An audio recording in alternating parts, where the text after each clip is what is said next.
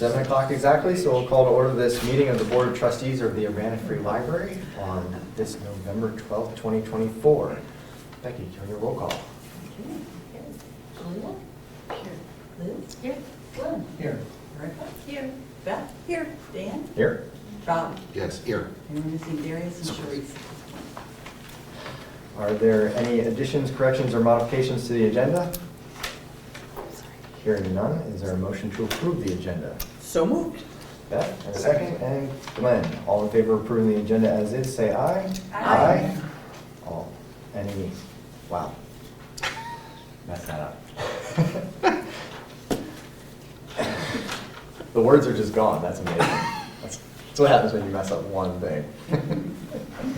Any nays? Hearing none. Motion to approve the agenda is passed. You all are in for a little bit of a treat because this is probably going to be one of the quicker meetings ever. We have a very light agenda for you. You may not get away with quite as much next month because we will have some policy updates and potentially a new tech plan from Leon. So there will be other things, but it's pretty light right now. So enjoy it while you can. Do we have public comment this evening? Public comment? Yeah, I would like to speak to the board. Can I at this time? Yes. Okay. Great, I'll stand up. And I'd like to give you a handout, or just pass these down the line, please. And also one of these. And can you give me your name for the record, please? Dennis Roberts. Thank you. I'm a member of the Urbana Historic Preservation Commission. And we're doing a project locally of applying for a grant with the Illinois State Historic Preservation Office. And it is a grant that is focused on the outreach and education around our local well-known architect, Joseph Royer. You may know or you may not be aware that the city back in 2008 passed a resolution establishing the Joseph W. Royer Art and Architecture District. And in the early years, we had banners celebrating the district on the streets. We had dedications of, we have since then have had the dedication of 9 plaques on buildings in the downtown and nearby areas. There are plaques at your library, which was dedicated about 4 or 5 years ago, and some of the businesses downtown, the courthouse, the Unitarian Church, and the high school, among others. So we have, as a commission, been rather quiet over the last couple of years, but this year, under new direction, we have some new energy happening. And one of the things we're doing is applying for state grants to help educate and support the Royer District, because the Royer District now has grown. Brian Adams and his research has shown that there are many new buildings in the downtown which might be celebrated. Well, one of the things that we can apply for in the grant, besides redoing the brochures and pamphlets, so printing costs, is the establishment of exhibit space, exhibits or displays. And so we actually, Ilona Makovsky and I, who are on the committee together, approached the library, the director, the acting interim director, and also Pat Kane, who's up in the archives. And we had a conversation with them a couple of days ago. So we understand, and they were very kind enough to write a letter of support for our grant. Well, we have a line item in the grant which amounts to $11,780 to create plaques or a display of some type, we don't know what kind yet, here at the library. And we know that you're going through a transitional period in designing and rethinking about the buildings and its use. So we have thoughts about how this grant is sort of giving us a kind of a focus at the RPC, the Regional Planning Commission, and we'd like to partner with you in creating a focal point for knowledge and outreach and a community awareness of Royer here at the library. Now, it makes sense, but I'm saying also that we have a creative thought about it, which I think Alona is going to present. And it would be to not just like put it like on a shelf in the archives, but to bring it more down into the community, at the community like first floor level. So when you're thinking about, and I don't know how far you are in your planning considerations, but I think it's still fluid at this time. I don't know, because I'm not aware exactly how far along you've gone. But we would like to work with you and see if you would like to explore a space in the library that kind of is devoted to Royer and kind of make it a place where people would come to find out about him in a kind of more casual and interesting way, as well as an archival way. So I just passed out to you sort of the goals that we're doing with this grant, and you have the Royer brochure.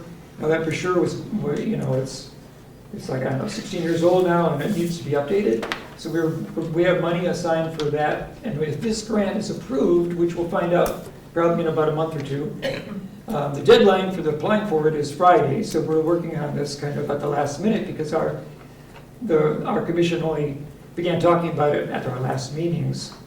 So I'm doing some incredible outreach here at the last minute to engage the library. So you don't have to like answer right now whether you're going to vote for this or not, because I think you already kind of said that you would have a place in your heart for it perhaps. So I'm just saying that I'm here to let you know that I'm interested in building a bridge to see if that can happen and exactly how. And Ilona, would you like to comment about, she's more like this creative idea aspect of it, so she's going to see if an idea that she has might interest you. Hi. Since the library is in the process of planning for special changes in the library spaces, it is an opportune moment to introduce some new ideas that would greatly enhance the library's attraction for the local population and visitors. I'd like to offer some specific thoughts for the Royer exhibit and would like to ask the board to consider these in the planning of future changes in the library. These ideas are rather unique and out of the box, which I believe will be their major attraction for the patrons and visitors to the library. I envision a permanent Royer exhibition, not a temporary, a permanent Royer exhibition in the library as part of a multi-purpose community space located in the Green Street entrance area of the library, which is the original historic part of the library that was designed by Royer himself. I cannot imagine a better place for this exhibition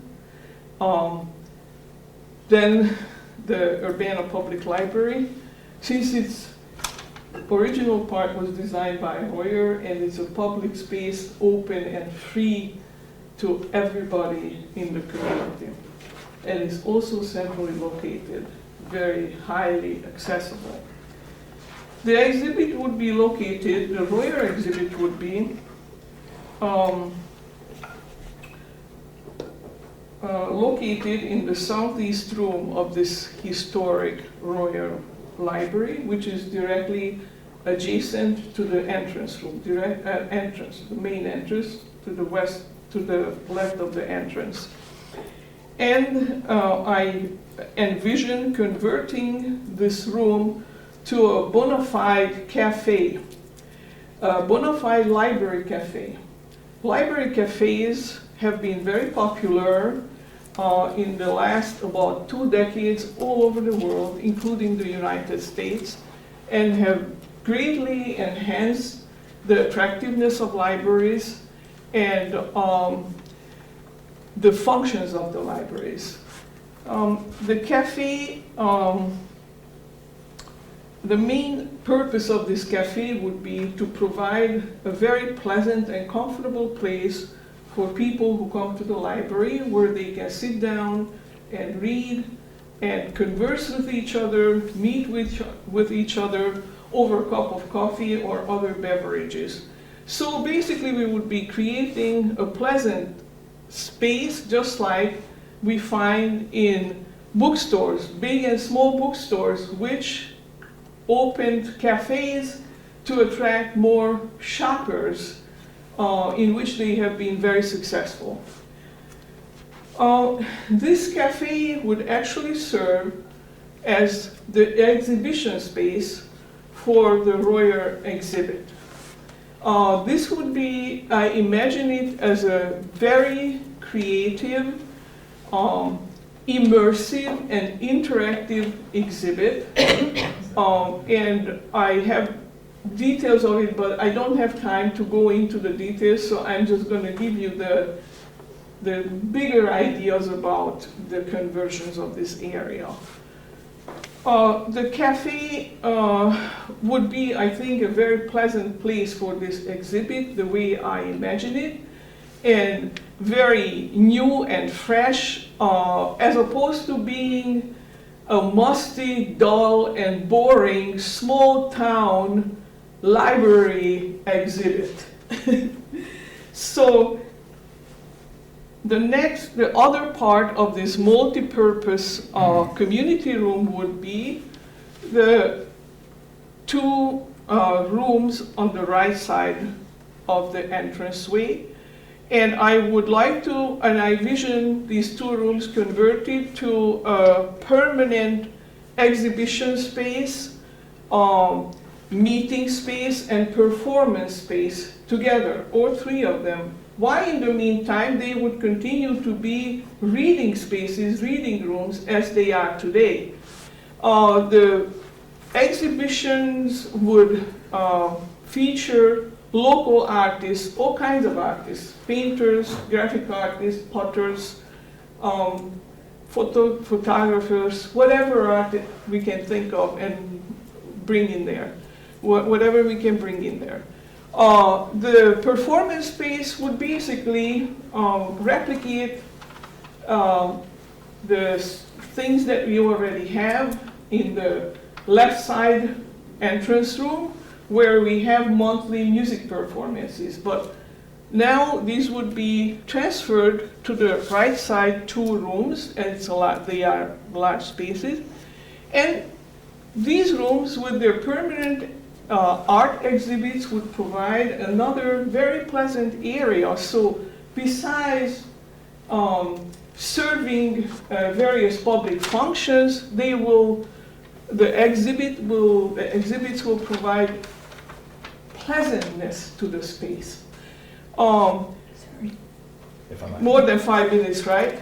Apologies, yes. Thank you very much for the comments and the idea. I do encourage you, since you seem to have more thoughts on it, please do send them via email to us. Yeah. So I that have we can review the full Yeah. range of ideas that you have there. Yeah, I have very detailed ideas and I plan to write them up, but I realize I cannot go into them right here and in this time. I appreciate it. Thank you. Thank you. for your patience. Others? To reintroduce myself, I'm Melissa Muckenhern. I work in the acquisitions department here, and I've worked here for 14 years. I appreciate the time that the board members give to our library. I know it's not just an hour or two once a month. It probably, especially for people on the director committee, ends up being a lot more. And when I decided to speak tonight, I didn't realize that Gretchen was going to be presenting about safety. I chose to speak because there was a recent New York Times article about librarians and library workers suffering from stress and burnout due to the world around us. Increased homelessness, poverty, people with mental health issues. And while the Times article dealt with large libraries with numerous issues, our library has its struggles, and I wanted the board to be aware of the issues we faced. While patron interactions are overwhelmingly positive, the negative interactions can be demoralizing and lead to issues retaining staff. Staff have been called names, they've been propositioned, they've been accused of racism. In my time at the library, staff have had a car window smashed and have had bike tires slashed. Recently, one of our staff members had an issue with the patron that escalated to the point where the patron called the staff member a whore. This was at the welcome desk, the central part of the library. When another staff member intervened and asked the patron to leave, the patron doubled down on his name calling. For that second staff member, this was the second negative interaction that day, and he later turned in his resignation. While this type of incident makes up much less than 1% of patron interactions, you can be sure that the staff members involved have heightened cortisol and adrenaline for quite some time afterwards, and that the interaction lives in the mind of the staff member for days or weeks. If the patron isn't banned, and the patron in the above scenario was not, then when staff see that patron again, the stress levels and anxiety immediately return. And while this particular incident is extreme, even the lower level interactions of having to ask a patron to leave due to hygiene issues or something like that is also taxing. So when you go about your director search, I hope you keep in mind the situations library staff face. We're hopeful for a director that will stand up for staff. Thank you very much. Thank you. Thank you.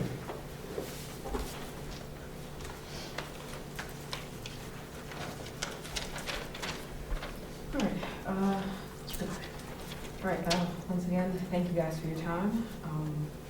I'm Charlie. I am a part-time archive librarian. I've been working here for over 7 years. I started as a shelver.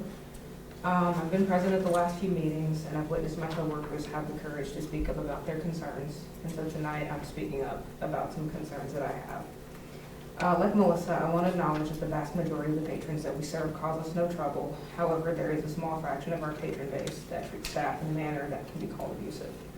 Back in 2017, when I started as a shelver, and I'll leave one in today's terms, I had a negative interaction with a patron. Long story short, I was shelving books in the stacks upstairs when a man asked for assistance in finding a book.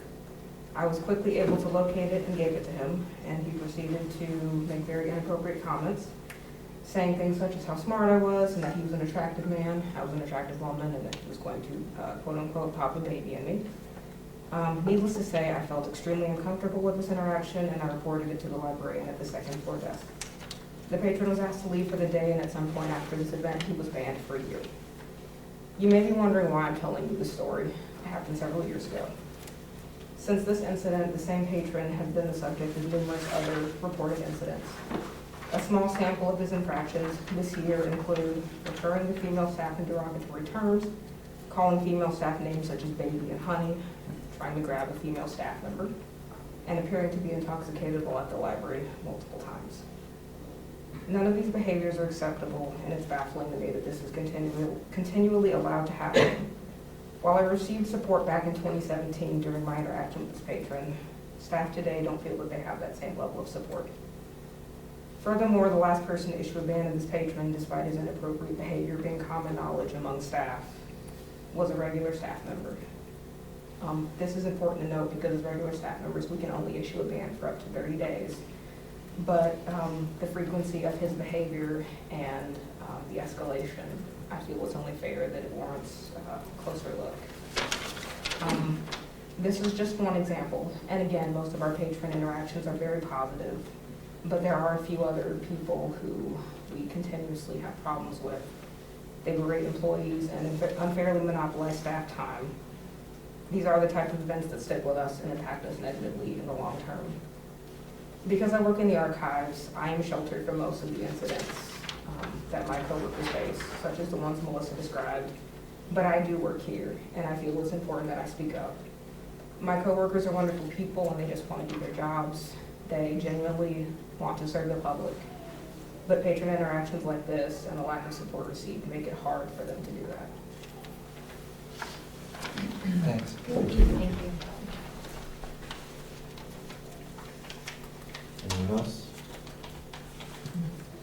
All right. Thank you all for your comments. We'll move on to. And can I say how sorry I am that you're putting up with this, and I thank you for your bravery in bringing it forward. Thank you, Glenn. Presentations for building infrastructure and for timely safety.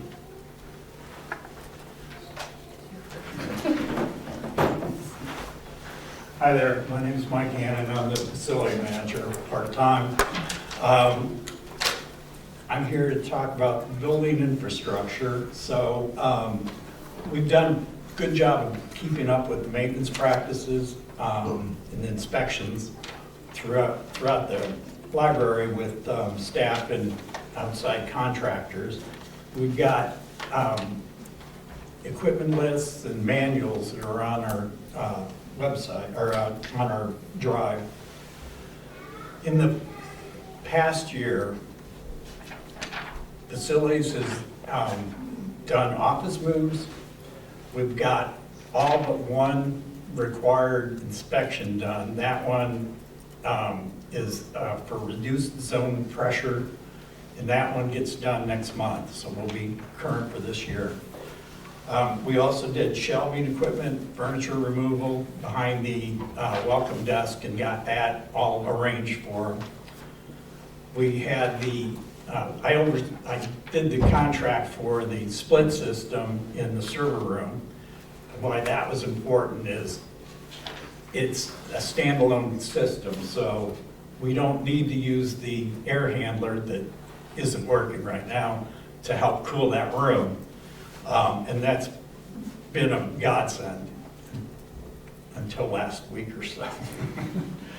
We had a motor go bad and they got it replaced, so it's back to normal. We also oversaw a repair of a sewer line came through here, a storm sewer, that whenever it rained, it would back up into the children's office. And we had it televised. They found that it was collapsed under the street, probably due to some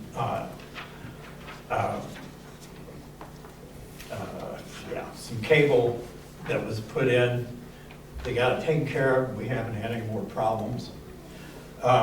We got the landscaping around the building done. And then after it was done, I went around and put in some lighting, which has made things aesthetically more pleasing and a little bit safer. We've kind of targeted bushes and stuff where possible people could hide. And then, of course, we're replacing the air handler as we speak. I had planned on doing a nice presentation about that, but my wife took me on a 2-week cruise instead. So I also oversee budgets that are related to building maintenance and some capital improvements, and we'll be doing that. Also, I'm working on a master plan, and it's hard to do part-time with all the other stuff, but I'm keeping at it. I hope to get it done at some point. It's going to help with being able to come to you begging for money to replace things and for yearly budgeting. And then we will be in compliance with the Illinois Public Library requirements. Any questions? We should have some air movement either this week or next. So everything would be, what they can't do is charge up the system for the summer. Obviously, we need warmer weather for that, but we don't need it now. The way the air handler works is it takes outside air, mixes it with heat, and creates a temperature. So hopefully this week we'll have that going and it won't be so hot in here. So I remember a number of years ago, there was a spreadsheet that just simply had every major facilities, infrastructure thing that needed to be done, and we knocked off some of those. Right. What I can't remember was whether there were time frames on those. So when you think of the master plan, So when I'm done with the master plan, I did one when I worked for the city of Champaign. I did it for every facility, and it'll have, each year will have a list of things that should get replaced or work that needed to be done with a cost estimate. And when I did it, when I'm doing this one as well, I'm anticipating, labor increases and costs as well. So it keeps going up. Sure. There's just nothing, no way around it. All right, no. Thank you, that sounds good. I have a similar question only about times past. I'd be interested to hear how long you've been doing this for us and whether this past year is an anomaly or kind of the way things happen. The number of major things, the major failures or major. Oh, no. We had planned, so I've been here 3 years. Okay. I retired from the city of Champaign and took 10 years off vacation and started here part-time. My first day, we talked about, okay, the air handler needs to replace, what do we need to do? And we started that process, but, you know, major projects like that take a lot of time, plus you gotta have the funding for them. This past year, I wouldn't say it's an anomaly. I think the next thing we're probably targeting is the roof, which is gonna be a big ticket item. But it is what it is. Anybody else? Great. Thank you. Thanks. I think it locked me out, so I have to get logged in. Good evening, everybody. I'm Gretchen Madsen-Webb. I am the Patron Services Manager at the library.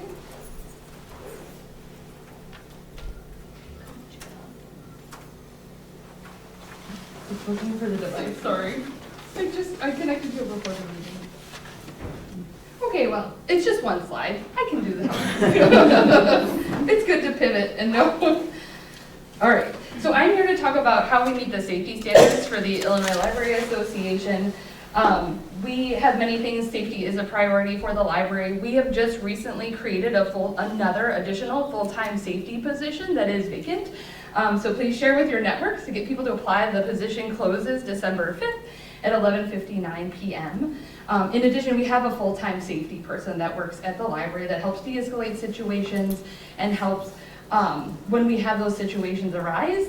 And this will help us to have better coverage, having another additional full-time person who work at service desks, get to know our patrons, build those kinds of relationships, and also be able to help in those situations. We also have a yearly staff fire drill. We make sure we have emergency supplies at each desk.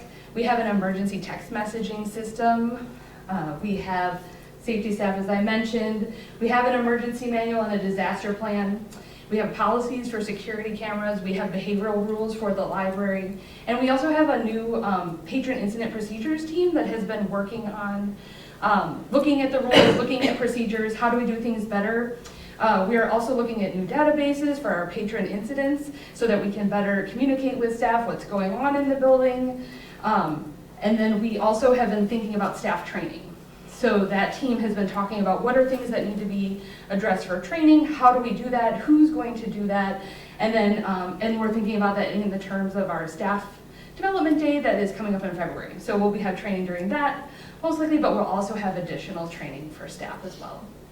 So those are how we meet the standards for the library. Is there any questions or? So do you maintain like a log or a database of when you have incidents or how many times you have to actually call the police? And so do you have like, a history so you can look at trends? Yes, we do. We have a database. It is a little bit out of date, and that is why we're searching for a new database that really fits our needs better so we can do more reporting more easily. There's not real ways in the current one that we have that we can do that. And I know that the team is actually meeting with some safety databases and getting some presentations this week to look for new software that we can use that would be better. Because when I have to do, and I go and look, it is really kind of challenging, and so we've been talking about having a new one. But yes, we do keep a log. Yeah. Sorry, you had said that the new position is a full-time? Mm-hmm. Okay, so ideally that would help maintain fuller coverage throughout the hours? They would have an opposite schedule to our current safety person, so. Thank you. I'm curious just on your thoughts between your presentation about meeting the standards and the public comments that we had from staff that have experienced harassment and other safety concerns. And if I understood the staff comment correctly, they're hoping for a director that will be extra supportive of that. You're working at a sort of policy level with some implementation as well. and the safety officers, I think, are sort of between those two. But do you have any thoughts about how to bridge all of those gaps so that the staff feels fully supported and fully safe, kind of on the ground in the moment? Sure. Whenever we have an incident, we do, myself or our safety coordinator, or LA2 for safety, checks in with that staff member, and staff can request follow-up in the database, like after they put in an incident report. And so we, as much as staff communicate with me, is when I can tell and try to share. I'm sure there's room for improvement, there always is, but we try to be as supportive as we can, while also trying to provide good service, but staff safety is a priority. And staff are welcome to come and talk to any of us. I know that staff have come to me with concerns, and I've addressed those. And I think training too. We all, I think there was kind of a lull in some safety things during the pandemic. We had less people in the building. Even so, still, we have less than 1% of the people that come into the library are part of that patron incident database. But I'm actively looking at different training and things like that. Thank you. Yeah. As a matter of policy, what's the maximum, like if somebody has been a persistent problem, like we may have heard about tonight, is there such thing as a permanent ban, or is the 1 year the maximum? I'm happy to take that question. So at various points in the library's history, there have been differing ban lengths. The recommendation based on the ADA is not to provide permanent bans, that doing so would be in violation of the Americans with Disabilities Act, according to our legal counsel.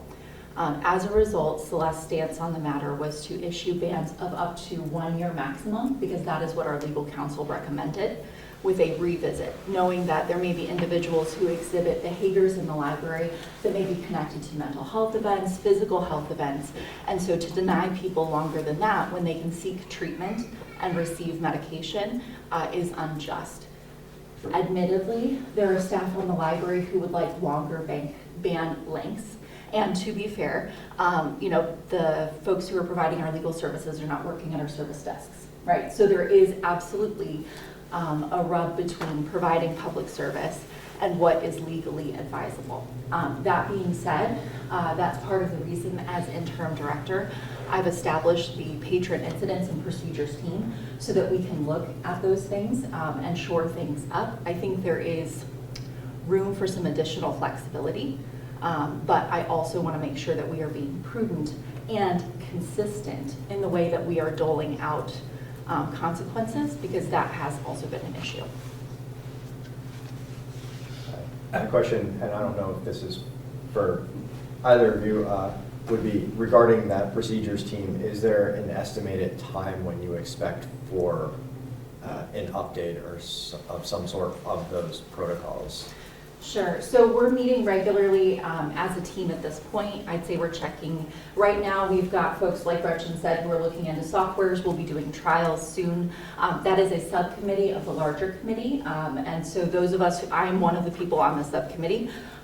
Those of us who are on the subcommittee will then bring forward to the group the new tool we would like to move forward with.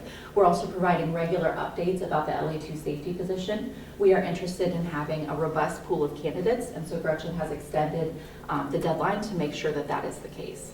Part of the patron incidents and procedures team includes representation from across departments who work at our public service desks. I know we have staff who have strong feelings about safety and who also may not work on the service desk. It's not that those voices aren't important, they certainly are.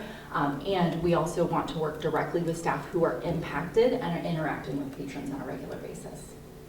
And that there's 2 other subcommittees as part of that group. We're working on rewriting procedures on how to write an incident report. I've created some handouts previously, and we've gone over some basics, but we're gonna have some more in depth with some examples of good reporting and maybe in a report that maybe needs a little bit of work.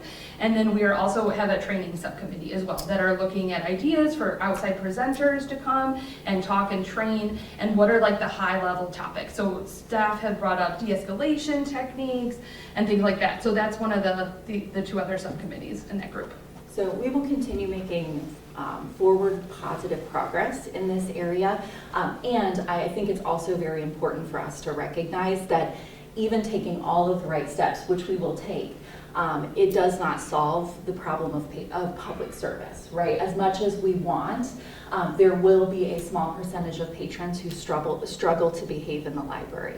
And as Melissa said, it is less than 1%. Last year we had over 229,000 visitors to the library, and we had 222 documented incidents. So again, I don't know stats like that off the top of my head for everything in the library, but as Gretchen said, safety is a priority, and so that's something that is actively being addressed. And in that database too, safety, we also write reports if someone trips in the parking lot or a kid hits their head on a table when they're playing. So they're not just necessarily behavioral rule-breaking issues as well. That is correct. That 222 includes all accidents. Can I ask just how you determine that number? Is it just like trackable visitors, the people that have logged in or checked out, or is that accounting for people that just come and use the library but that aren't making themselves known like digitally, like so you can track that they're actually here existing? Oh, so you're asking about the 220,000 Yeah, sorry, yeah. door Yeah. count? Really? Okay. Yes. Wonderful. I have a question related to revisiting the length of bans. How about the threshold for imposing a ban of shorter length? Are you looking at thresholds of appropriate behavior? Yes. Because I mean, I think community understanding of what's appropriate and inappropriate and punishable are changing, and I think we'd have to listen to staff. Like, this made me super uncomfortable in 1985, it might have been okay-ish, but now it's not. So are you looking at flexibility in those areas as well? Absolutely. Again, with a model toward consistency, right? What makes one staff member uncomfortable might for another staff member be typical. And we also want to make sure that we are a space where people feel welcome and respected, and are able to provide service, and everyone, staff and patrons, are able to enjoy the library. So yes, and we also need to provide enough structure that we can be consistent to ensure that no marginalized or underserved group is being treated more adversely than any other group in the library. Are those, the parameters posted anywhere, like on the website or? The library's rules of behavior are posted on the website, and this is one of the policies that we are interested in updating.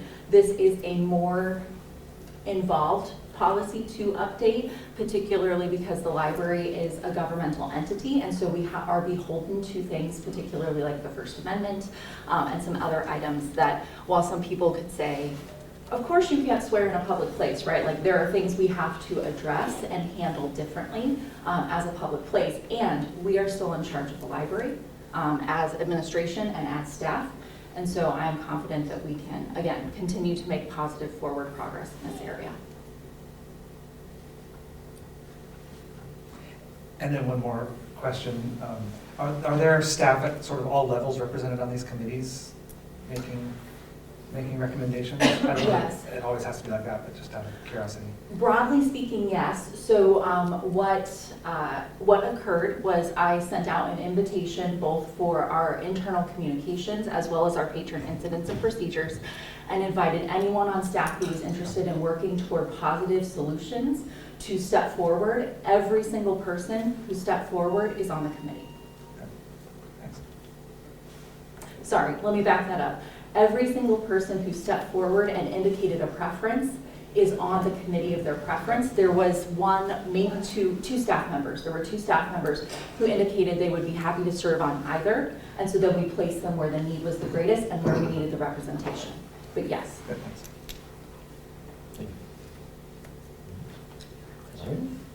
Thank you, Chris. Thanks. Thank you. Moving on to the consent agenda. I will read through and then ask for a motion. Consent agenda is for board meeting minutes of October 8th, 2024, board meeting minutes of October 23rd, 2024, payroll for October 18th, 2024, totaling $123,356.08, payroll for November 1st, 2024, totaling $122,903.95, bills for October 9th, 2024, totaling $35,524.27.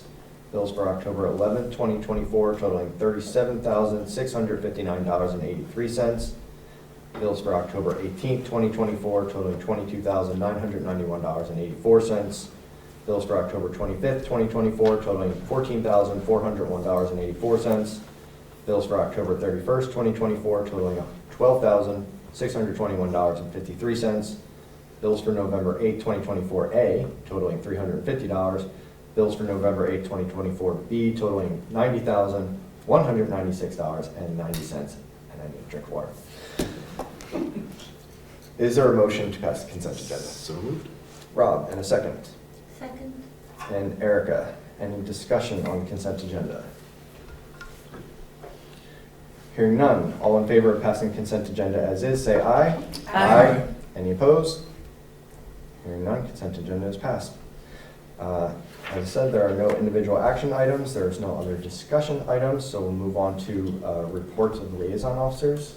Liz? anything Big from news from the Friends is, I'm sure everyone saw the signs outside, book sale is next week, so it'll start on Thursday with Friends Night, going through Sunday as well. So I'll be here Thursday, so hopefully see some of you.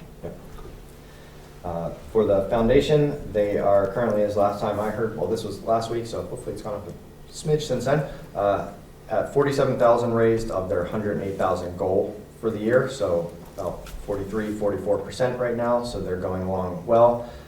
They just filmed a promotional video to try to up those donations and get more, awareness out there.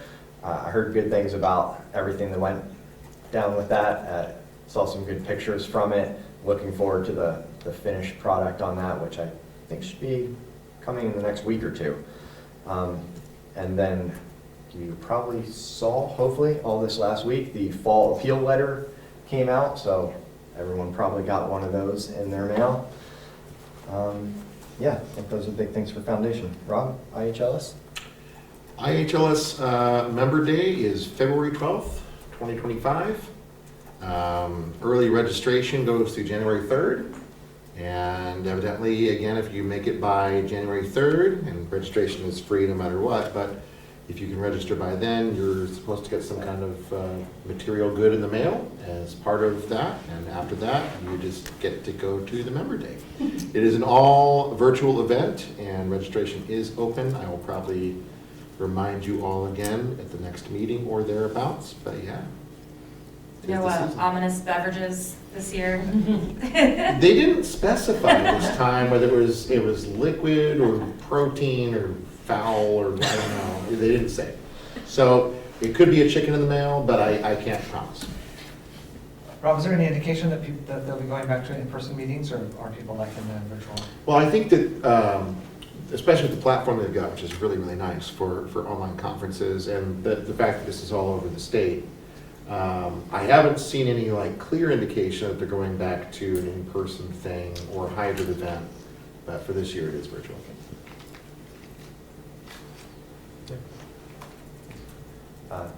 If you haven't before, or even if you have, encourage anyone interested to go ahead and register for that. As Rob mentioned, it is a free event. There's a variety of interesting looking talks on there, a number of which would be relevant to us here. It was pretty cool last year.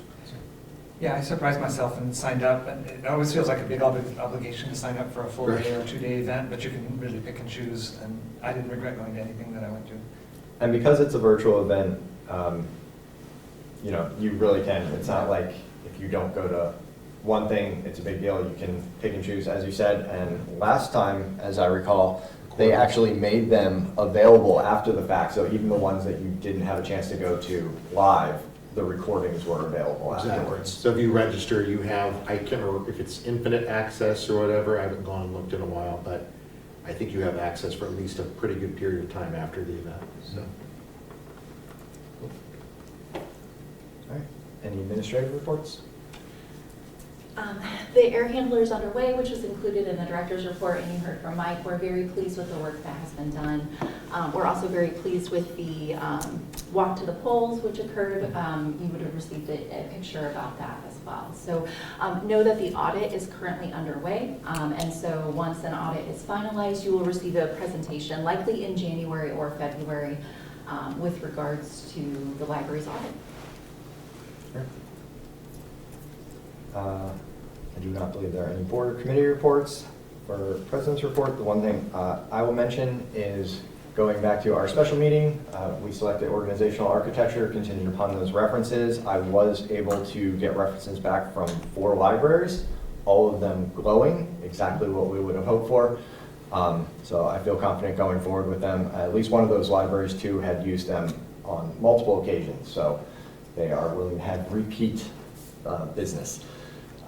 So I think we're good to go forward with that. I know Dawn has reached out to Mike from OA about getting the contract. Yes, I do have it, and I actually got it, and you looked it over, and then I sent it on to our attorney for review, because that's what we do with every kind of contract before we sign anything, and I talked with him this afternoon. He has 2 small items he'd like me to go back to organizational architecture for, really small, and once those are resolved, he said we're good to go.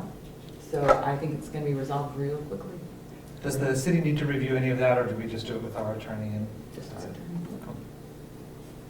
Great. Any unfinished or new business? Hearing none. Is there a motion for adjournment? Moved. Erica and Rob, all in favor of adjournment, say aye. Aye. Any opposed?